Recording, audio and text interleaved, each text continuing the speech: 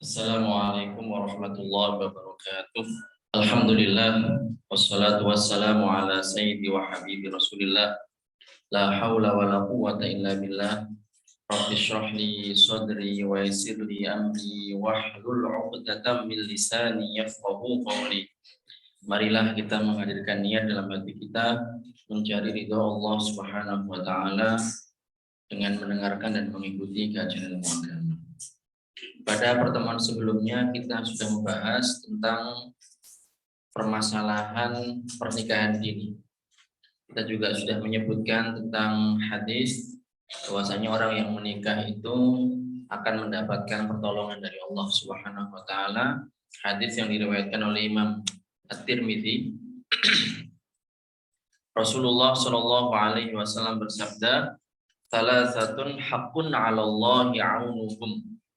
Tiga kelompok, tiga golongan yang akan mendapatkan pertolongan nyata dari Allah Subhanahu wa taala. Yang pertama adalah al-mujahidu fi sabilillah. Orang yang berjuang di jalan Allah, berjihad di jalan Allah, membela agama Allah. Wal mukatabul ladzi yuridul ada. Budak mukatab, jadi orang yang statusnya adalah budak, bukan orang merdeka. Ya, yang ingin merdeka dan dia melakukan akad kitabah.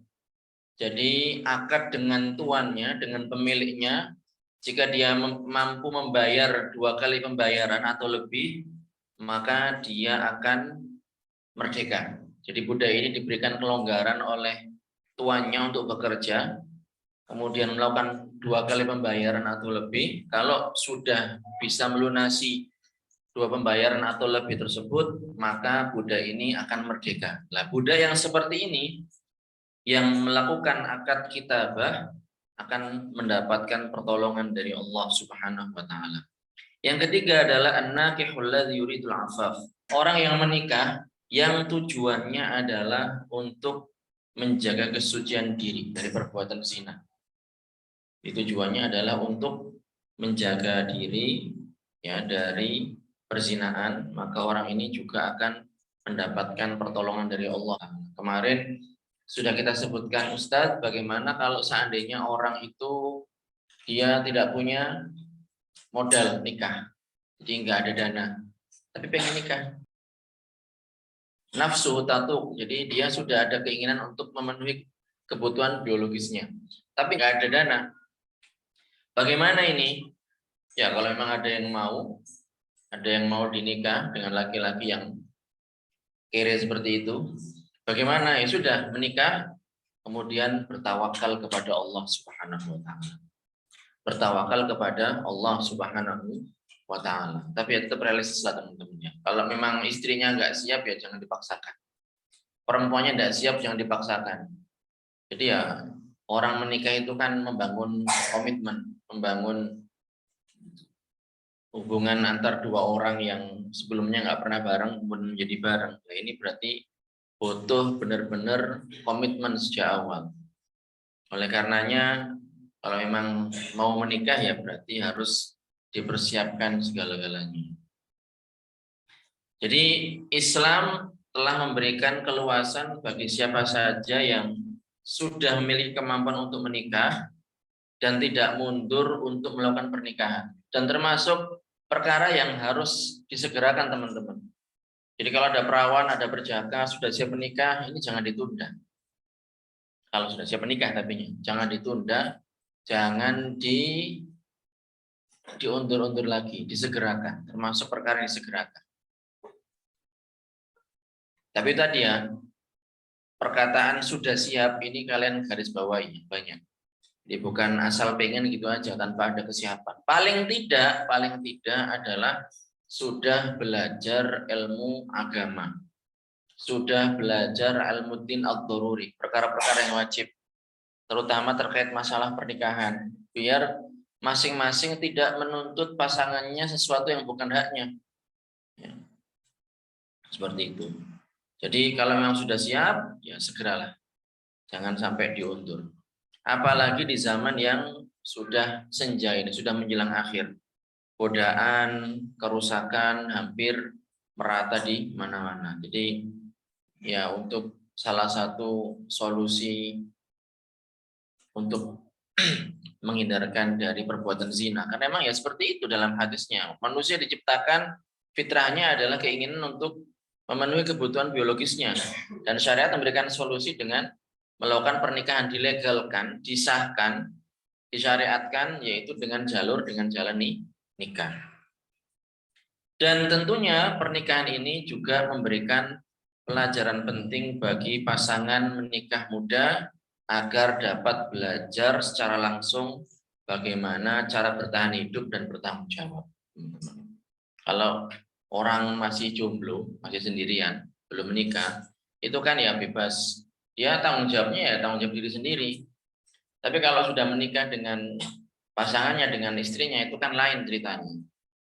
Kalau dia memang beneran komitmen dan dia sudah belajar, sudah ada kesiapan minimalnya belajar, ya tentunya tanggung jawabnya, tuntutannya lebih.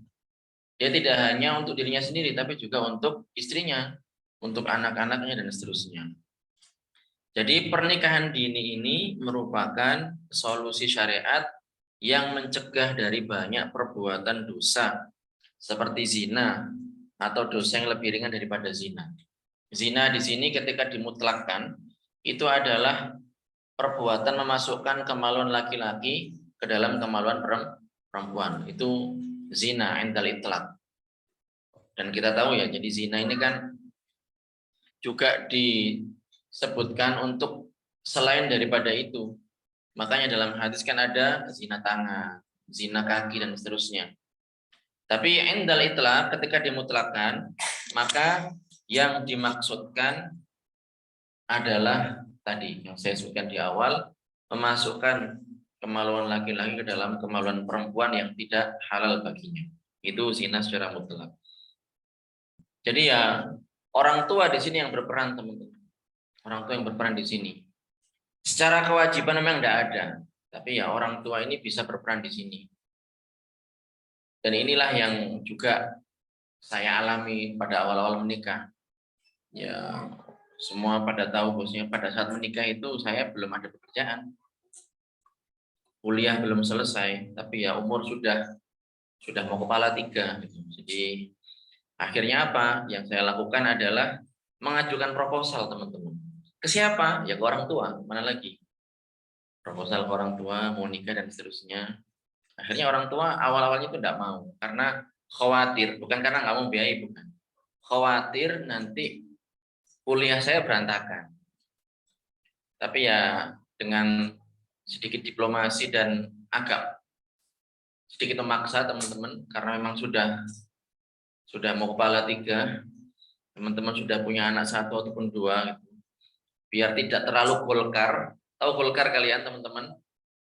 Golkar ini bahasa Golkar bukan golongan karya ya, bukan partai politik, itu bukan. Tapi Golkar ini adalah golongan kari rabi.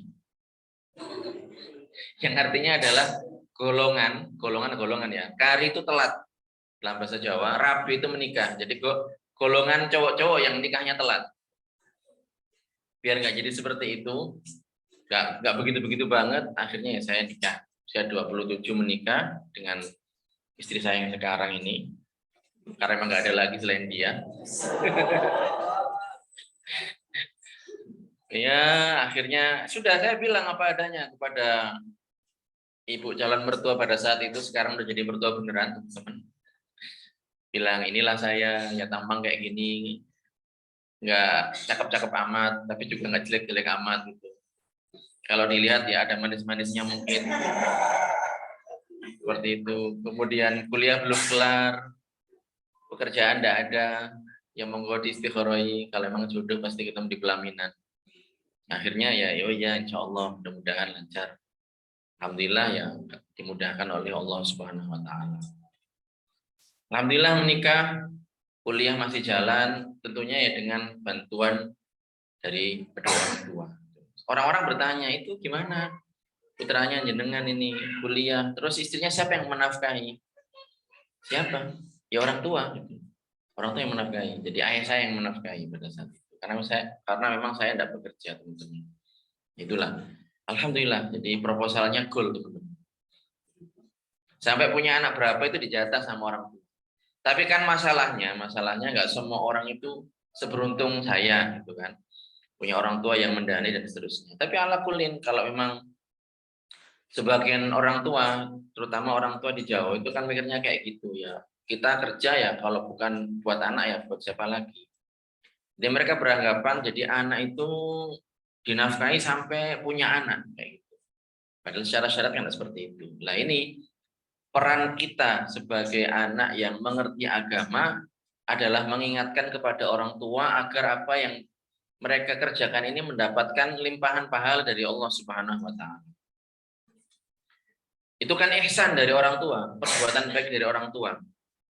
Jadi kita ingatkan, iya monggo silahkan. Jadi jangan nolak, orang tua juga senang. Jadi sudah kita berbuat baiknya balasnya ya dengan kalau sudah meninggal kita doakan, kita kirimin doa, kita lanjutkan tradisi-tradisi baik yang sudah dikerjakan semasa hidup kedua orang tua kita kayak gitu.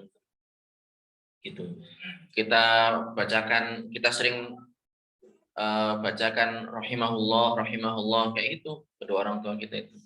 Itu kalau masih hidup ya sudah berbuat baik. Orang tua itu biasanya kalau mereka di usia senja dan mereka ini termasuk orang yang berada itu nggak minta uang, nggak minta apa-apa, tapi minta anaknya berhasil, anaknya sukses, anaknya bisa mandiri dan seterusnya seperti itu.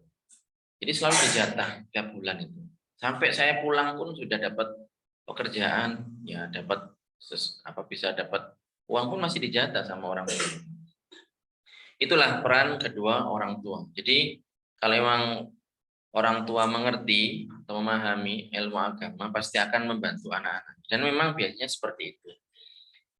Jadi itu ya, pernikahan di usia dini ini menjadi dan kalian gini teman-teman, ini saya jelaskan juga untuk para jamaah yang ada di luar sana juga, teman-teman yang mungkin masih jomblo-jomblo ini. Jadi begini teman-teman, sebagian orang yang belajar itu salah mikir. Memang benar bahwasanya dalam syariat orang tua itu hanya wajib memberikan nafkah sampai anak itu balik. Memang benar seperti itu. Jadi kewajiban orang tua kita adalah hanya memberikan nafkah sampai orang tua kita balik. Setelah balik itu orang tua nggak ada kewajiban. Artinya apa? Seandainya umpamanya orang tuanya itu mau gitu ya. Sudah, kamu sudah balik, silakan hengkang dari rumah ini, terserah kamu kemana, cari uang bagaimana yang halal. Itu orang tua nggak ada dosa seperti itu. Jangankan kayak gitu, jangankan seperti itu, bahkan seandainya anaknya belum balik misalnya, disuruh kerja, sudah kamu itu ada orang buka toko, dia butuh yang panggul-panggul, yang angkat-angkat barang, nanti kan dapat gaji. Atau misalnya cari kayu bakar atau mancing dapat ikan, ikannya dijual, dari hasil kerja si anak ini kemudian diambil oleh orang tua, dikelola oleh kedua orang tuanya, digunakan untuk menafkahi anaknya yang belum balik tadi, itu legal secara syariat. Tapi itulah karena saking baiknya orang tua kita di Indonesia, mereka beranggapan bahwasanya orang tua itu punya kewajiban untuk memberikan nafkah anak-anaknya sampai mereka meninggal. Ada yang seperti itu pemahamannya. Padahal nggak seperti itu. Nah, yang sudah belajar, teman-teman yang sudah belajar, yang sudah tahu bahwasanya orang tua itu kewajibannya hanya ketika anak sampai balik saja, tetap harus bijak. Jangan ya ini penting sekali, jangan nggak minta sama orang tua. Dia belajar sudah tahu kalau orang tua saya sudah balik. Jadi saya ini nggak boleh atau saya ini nggak seharusnya minta sama orang tua karena orang tua sudah nggak ada kewajiban. Nah, sampai sini nggak ada masalah. Tapi yang jadi masalah adalah dia minta ke orang lain. Nah, paham ini? Misal saya kasih contoh anak-anak yang mondok, gitu kan. Malu kalau minta sama orang tua, malu, segan. Gitu. Tapi minta ke orang lain nggak segan. Jadi berperilaku ngenes di orang lain gitu, minta-minta. Misalnya, Bunda tolong sumbang saya, Bunda saya ini butuh uang, bla bla bla bla. Padahal dia bukan orang siapa lah. Harusnya kalau orang pintar mikir tuh gini loh. Orang tua yang orang tua saja tidak wajib, apalagi orang lain, maka lebih tidak wajib. Dan kita minta kepada orang tua kita, minta kan tidak apa-apa kan kalau minta baik-baik. Ada ahwan lebih ringan dibandingkan dengan minta kepada orang lain. Orang tua itu teman-teman pada umumnya ketika ngasih itu tulus. Kalau orang lain ketika ngasih itu ada sesuatu. Kalau nggak dekat banget dan nggak orang yang ngerti agama, yang benar-benar menerapkan ilmu agama, biasanya itu ada. Berarti ada nggak kalian? Ada sesuatu, ada yang diharapkan. Jadi kalian biar nggak berhutang budi, sudah. Mending sama orang tua. Jadi jangan sampai terpedaya. Apalagi teman-teman dai ini, jangan sampai seperti itu. Mending kalian berhutang budi kepada kedua orang tua kalian. Mereka tulus daripada kepada orang lain. Walaupun memang ada juga orang lain yang benar-benar tulus. Tapi bukan begitu cara berpikirnya. Jadi nggak minta ke orang tua, tapi ya itu memasang muka melas di hadapan orang lain, minta-minta ke orang lain. Hal lain, Bang. Jadi harus hati-hati, teman-teman. Masalah uang ini harus hati-hati ya, teman-teman syahama, ya, yang teman-teman yang di luar sana, yang alumni umpamanya, hati-hati. Jadi hal seperti ini biar tidak disalahpahami, biar duduk perkara ini ditempatkan sebagaimana mestinya. Itu ya. Jadi sekali lagi pernikahan muda ini bisa menjadi solusi atas perbuatan dosa seperti zina atau dosa yang lebih ringan daripada zina. Karena apa? Ya karena sudah menikah, kalau pengen kebelet kan ya sudah. Karena sudah punya pasangan kan ya dengan istrinya. Tapi kalau nggak punya pasangan dan nggak ada yang ngontrol, kemudian orang tua juga lepas, bagaimana? Ya kan sama-sama nafkahi kan teman-teman? Sama-sama nafkahi kan? Jomblo juga dinafkahi sama orang tuanya. Di Indonesia loh ya kebanyakan. Punya istri juga dinafkahi oleh orang tuanya. Jadi lebih menjadikan anak itu lebih dewasa. Makanya di sini saya tulis pasangan belia dari suami istri ini dapat melakukan hubungan seksual secara sah di mata agama serta legal di mata hukum dan tidak membuat orang tua khawatir. Sehingga terhindar dari hamil di luar nikah. Ya kadang orang tua itu aneh gitu kan. Anaknya diminta baik-baik nggak dikasih. Dinikah nggak boleh, tapi diajak keluyuran malam minggu boleh. Dibawakan sekotak martabak misalnya boleh. Nah ini kan kelempang. Jadi makanya ya sudah, kalau emang ada laki-laki baik minta anaknya ya sudah. Anaknya nggak ada masalah, belajar ilmu agama ya sudah. Terus masalah ekonomi bagaimana? Didukung. Seperti itu. Ini permasalahan yang lanjutan dari permasalahan kemarin. Permasalahan berikutnya adalah tentang pembatasan jumlah anak. Ya, ini karena ya bahkan sekarang ini ada pemikiran baru namanya. Ini kalau saya ini agak nggak bagus ya bahasa Inggrisnya. Jadi sekarang ini ada istilahnya child free. Jadi pemikiran untuk tidak memiliki anak. Pemikiran untuk tidak child itu anak-anak, free itu bebas, jadi bebas anak. Mereka beranggapan bahwasanya punya anak itu beban, punya anak ini bla bla bla dan seterusnya. Jadi sudah, saya tidak punya anak. Kan kemarin sudah saya sebutkan di beberapa negara di Asia kayak Jepang, Korea Selatan, bahkan di Singapura dan Thailand yang negara tetangga kita itu kan mereka mengalami resesi seksual kan, masih ingat kalian materi yang kemarin itu. Nah, kalau dalam Islam bagaimana? Islam tidak ada pembatasan jumlah anak. Tidak ada yang namanya pembatasan jumlah anak. Kalau dibatasi bagaimana, Ustadz? Ya sebenarnya menyesuaikan dengan kebutuhan. Makanya kita ikut saja alur yang saya tulis di sini. Yang jelas bahwasanya di antara hikmah pernikahan ini adalah untuk mendapatkan keturunan yang soleh. Untuk mendapatkan keturunan yang baik, yang soleh. Islam menganjurkan untuk menambah dan memperbanyak keturunan.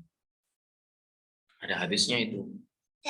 Dalam hadis Rasulullah Shallallahu Alaihi Wasallam bersabda, "Ini mukatsirun bikumul umama yaumal qiyamah." Ini mukatsirun bikumul umama yaumil qiyamah. Rasul itu beliau merasa bangga, sangat bangga sekali. Dengan apa?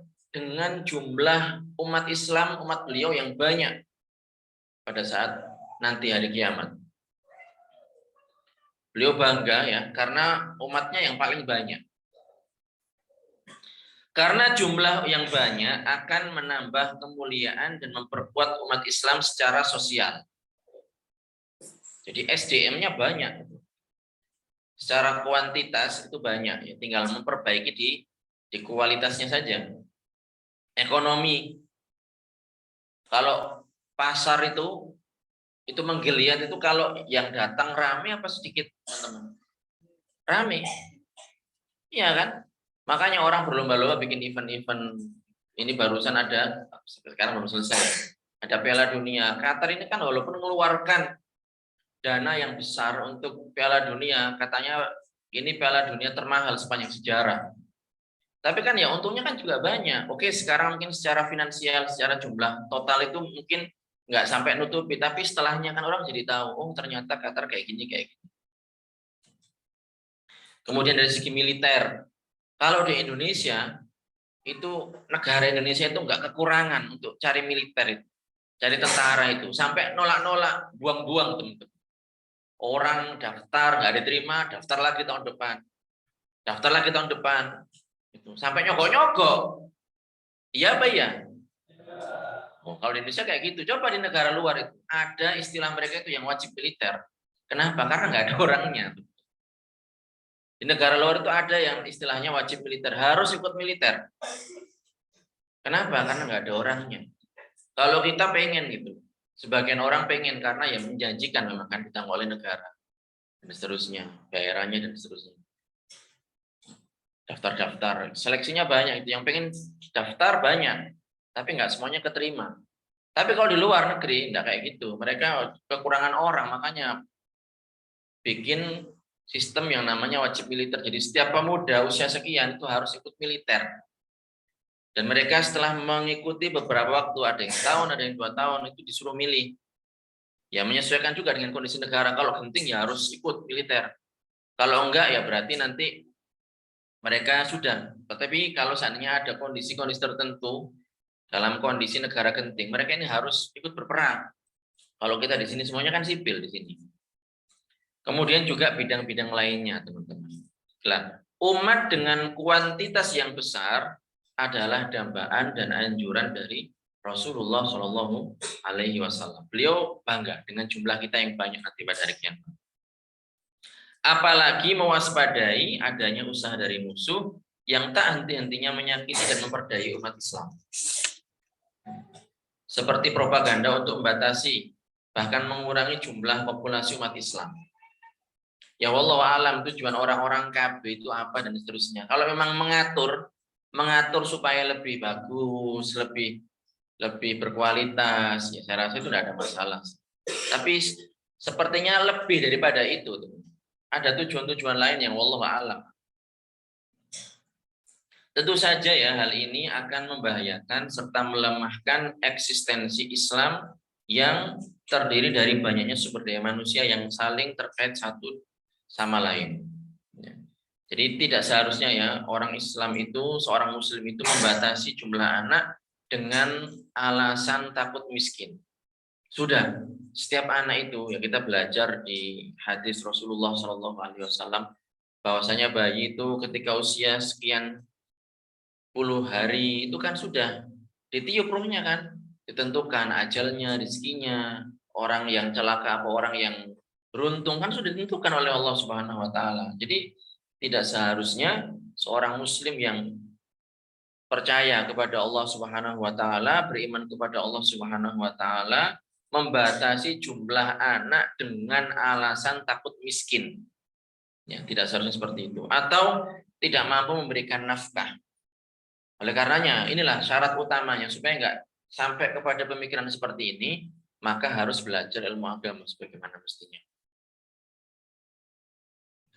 Kalau paham ilmu agama pasti tidak akan jatuh kepada pemikiran seperti ini atau pemikiran kayak tadi itu child free yang gerak pemikiran tidak mau punya anak karena punya anak itu merepotkan, punya anak itu tanggung jawabnya besar. Ya kalau orang itu dia mikirnya akhirat, iya tanggung jawabnya besar. Tapi disitulah saya mendulang pahala yang berlimpah dari Allah Subhanahu wa taala. Ya. Sebagian orang itu udahlah kalau punya anak hanya untuk biar nanti kalau kita tua ada yang ngurus. Anak kok sudah belum lahir sudah dibebani seperti itu. Nah, pemikiran kayak gini nggak benar teman-teman. Kalau orang itu mikirnya mengerti ilmu agama, mikirnya akhirat, ya masing-masing akan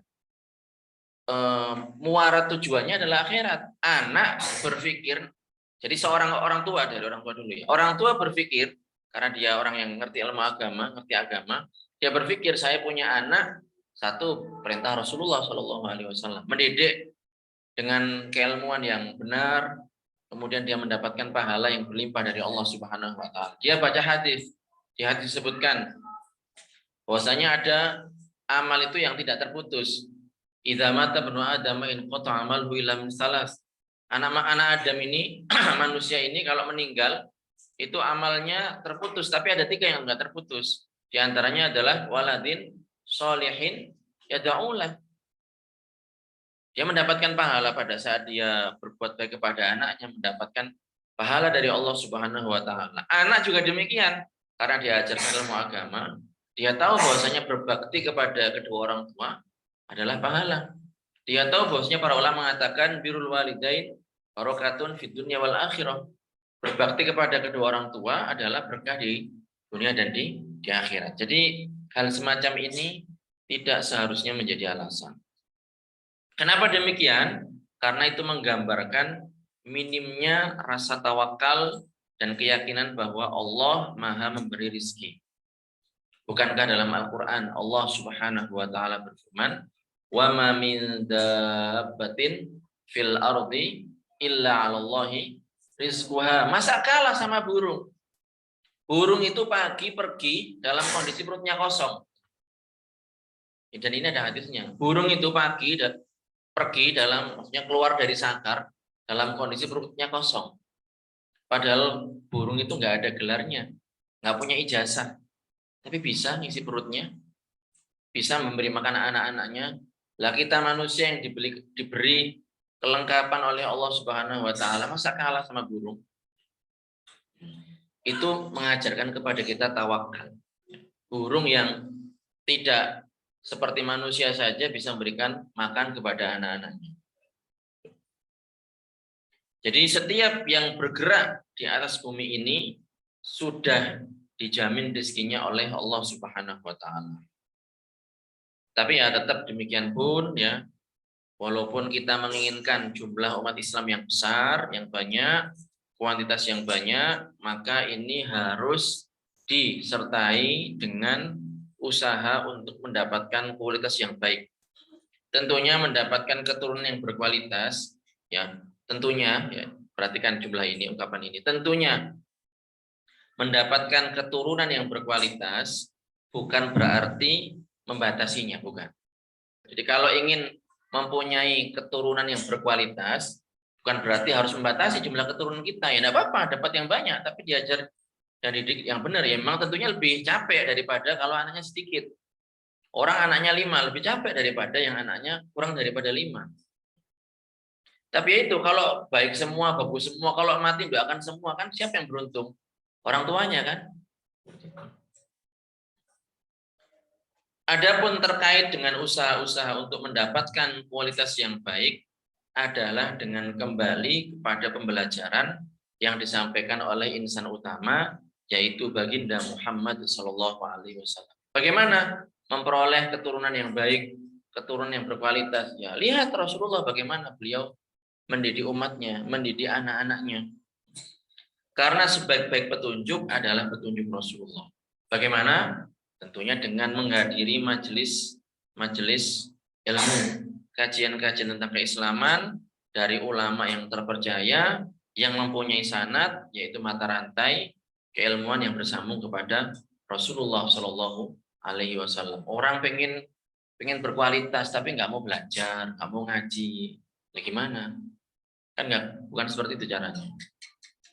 Jadi kalau memang sudah siap, maka mantapkanlah niat untuk menghasilkan keturunan yang soleh, yang berkualitas, kemudian kita bertawakal, selebihnya kita bertawakal kepada Allah Subhanahu wa taala. Kita bekali diri kita dengan ilmu agama yang memadai, karena benih yang berkualitas ini juga tentunya akan menghasilkan tanaman yang berkualitas pula. Lah pengen anaknya pinter, bapaknya nggak mau belajar, ngakok-ngakok gitu. Nah, makanya inilah, mumpung kalian ini ya, ini kalian kan ya, kalau seandainya orang tua kalian itu biasa-biasa, kan pernah saya sebutkan itu.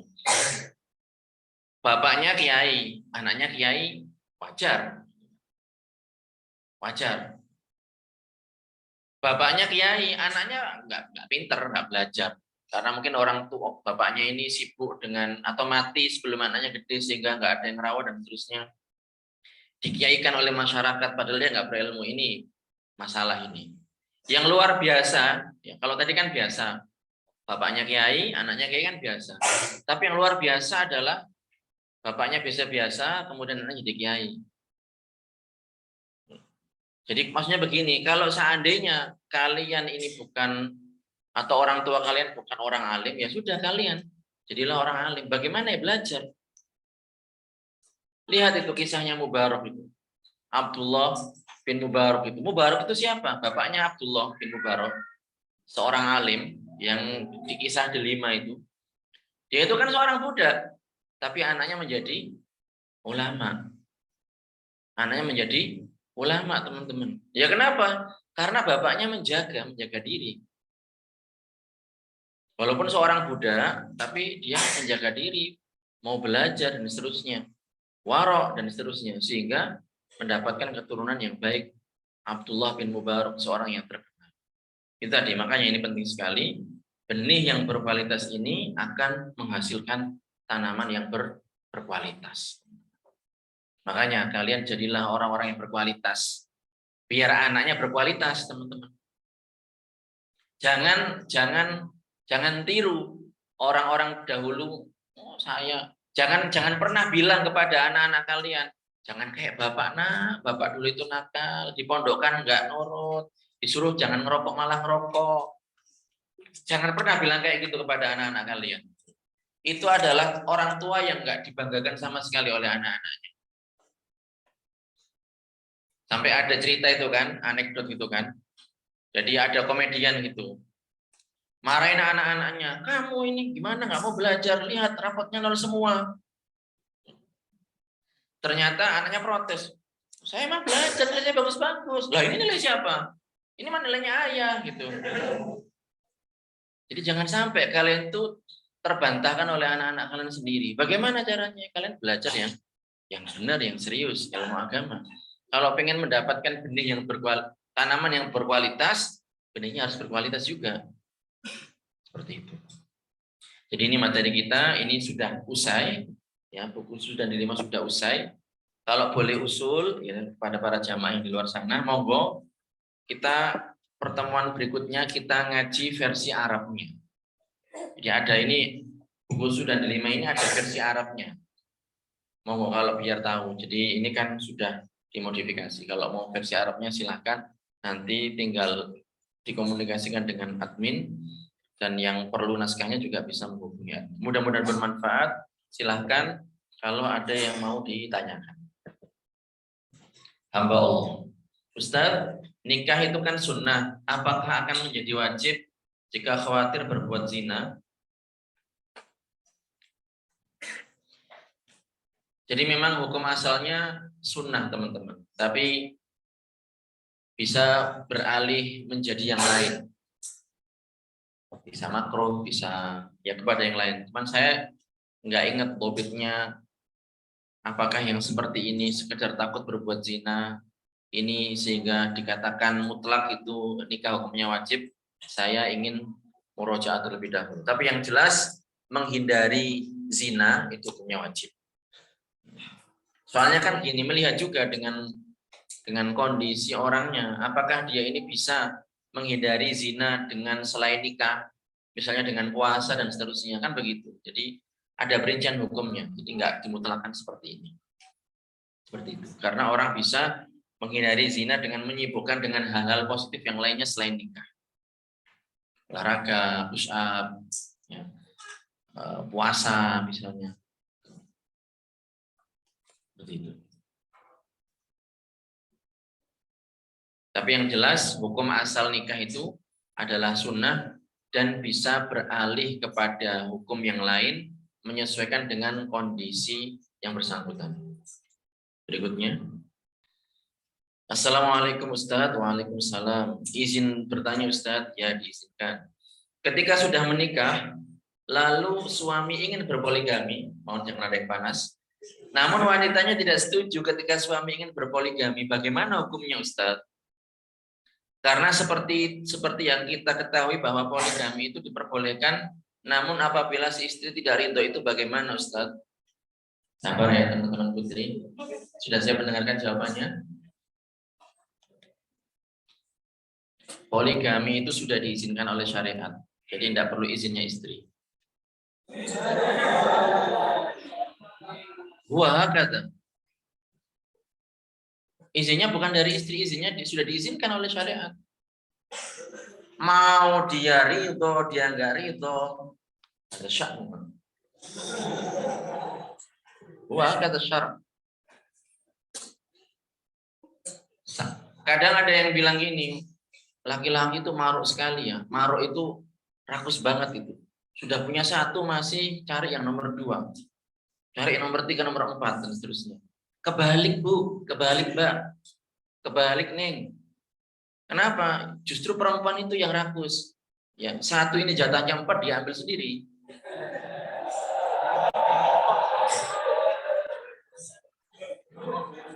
Paham ya? Jadi justru harusnya kalau suami itu cuman satu, namanya kalau banyak kan poligami. Kalau satu apa namanya? Monogami. Biar kalian tahu istilahnya. Jadi harusnya istri yang suaminya itu cuma satu itu harusnya bersyukur. Alhamdulillah, saya ini jatahnya orang 4 saya ambil sendiri gitu. Jadi, bersyukur. Jadi jangan disia-siakan ya suaminya. Seperti itu. Jadi tapi ya tetap baiknya seperti apa. Memang ya wanita diciptakan seperti itu.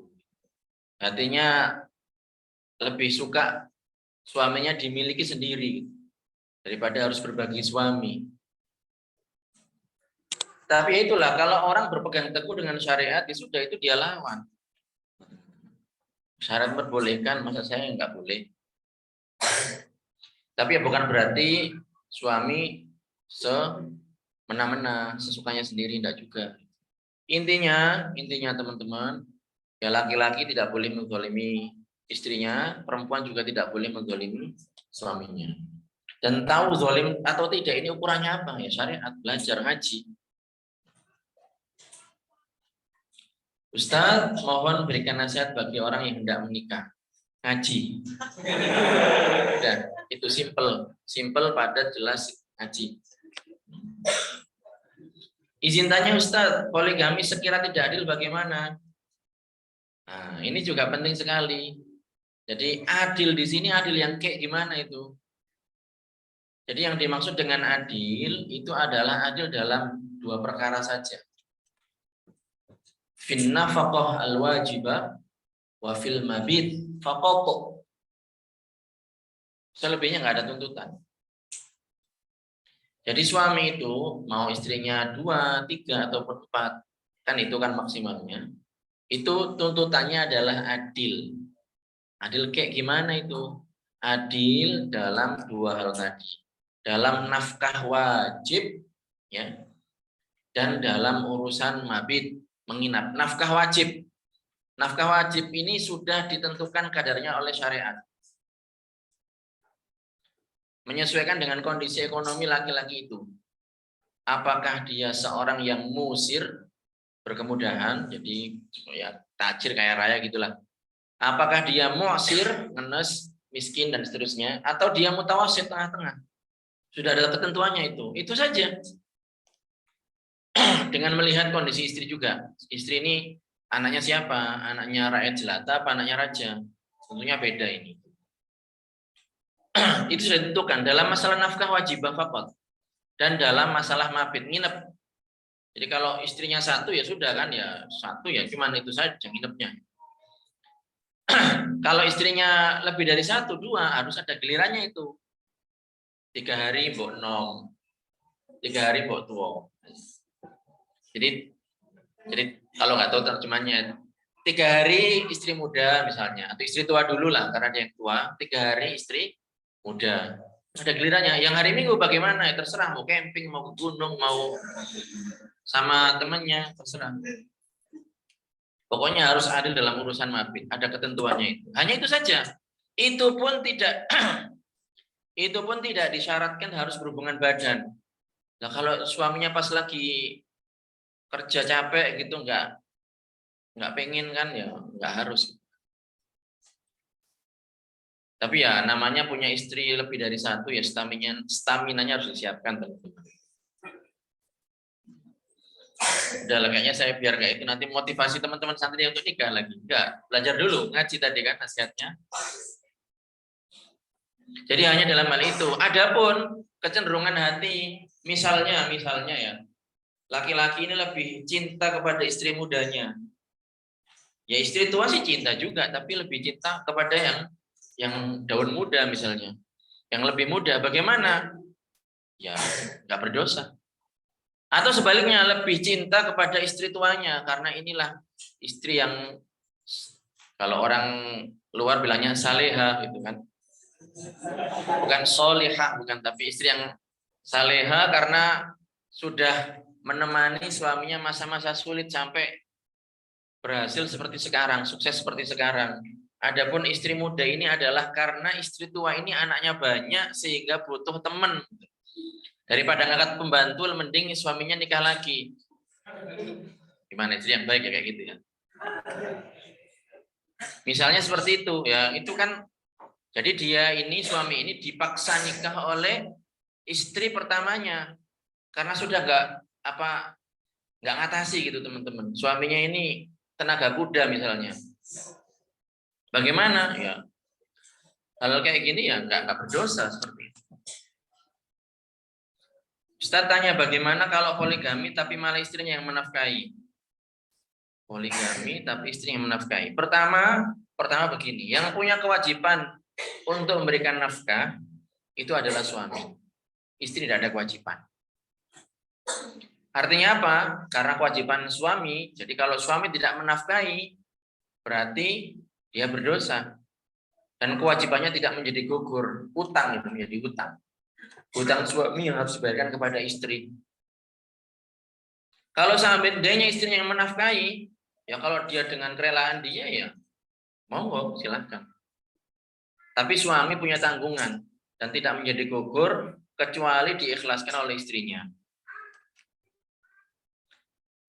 Tujuannya untuk numpang hidup. Maksudnya gimana? Bertujuan untuk numpang hidup. Saya kurang paham yang berikutnya ini. Ibu penanya atau Mbak penanya? Monggo yang lain. Jadi tadi ya sudah cukup jelas itu. Kewajiban nafkah ini adalah atas suami bukan istri. Dan kalau suami lalai, suami meninggalkan, itu menjadi utang yang harus dibayarkan suami kepada istrinya. Istri tidak ada kewajiban untuk menafkahi suaminya. Jadi kalau istrinya pengen seperti itu, ya mau kalau dia mau, tapi nggak wajib. Jadi sepertinya cukup. Mudah-mudahan bermanfaat. Jadi ini untuk teman-teman santri yang di sini, ini hanya wawasan ya teman-teman. Sekarang kalian fokus belajar. Saya dulu pernah punya pantun buat teman-teman. Jadi kalau dulu jualan paku, sekarang jualan rambutan. Jadi kalau dulu sebelum mondok nggak laku, setelah keluar dari pondok, apalagi lulus dari Libanon, kalian jadi rebutan nanti. Makanya belajar yang benar. Mudah-mudahan bermanfaat. Barakallahu fikum. Nuhalil wa nusalli ala rasul. La ilaha illallah. Allahumma salli ala sayyidina Muhammad wa ala alihi wa sahbihi wa sallim. Rabbi firli wa liwalidayya wa lil mu'minina wal mu'minat. Alhamdulillah. Assalamualaikum warahmatullahi wabarakatuh.